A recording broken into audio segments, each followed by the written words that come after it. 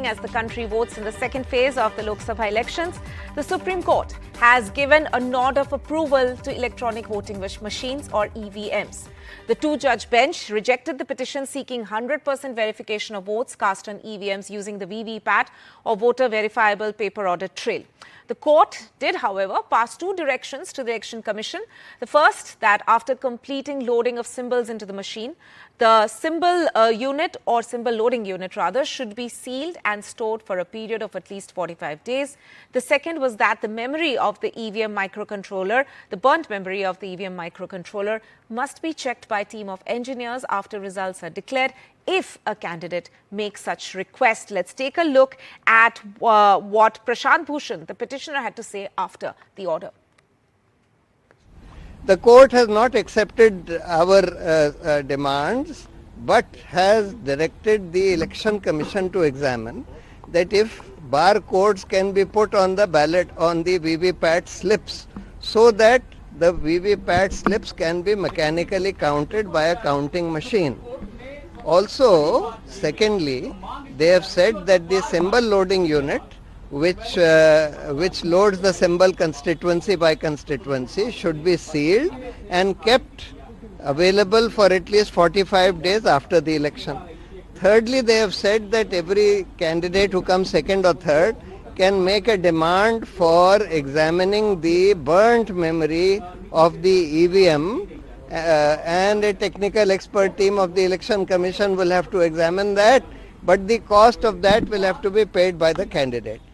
I'm joined by my colleague Aishwarya, who's tracking the story at the Supreme Court. Aishwarya, take us through the significance of this order. We have, of course, seen arguments in the court on this matter. The Supreme Court had earlier only said that they cannot change the entire system just on the basis of suspicion.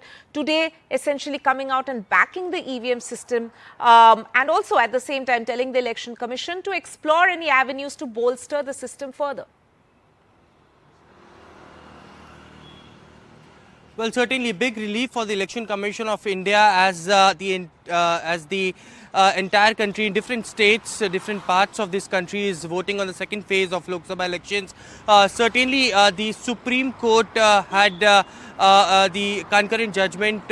Two different decisions taken by two different judges, but they have dismissed the petitions of the ADR who was earlier being challenged that and demanded three important demands. One is that if India can vote and go back to the ballot paper system. Second, if there can be a cross-examine, and if any voter can get the receipt or any slip that he had voted for, or can see that who he had ultimately casted the vote, or third, that 100% cross-verification through the VVPATs. Although these petitions were dismissed, but two important observations by the Supreme Court.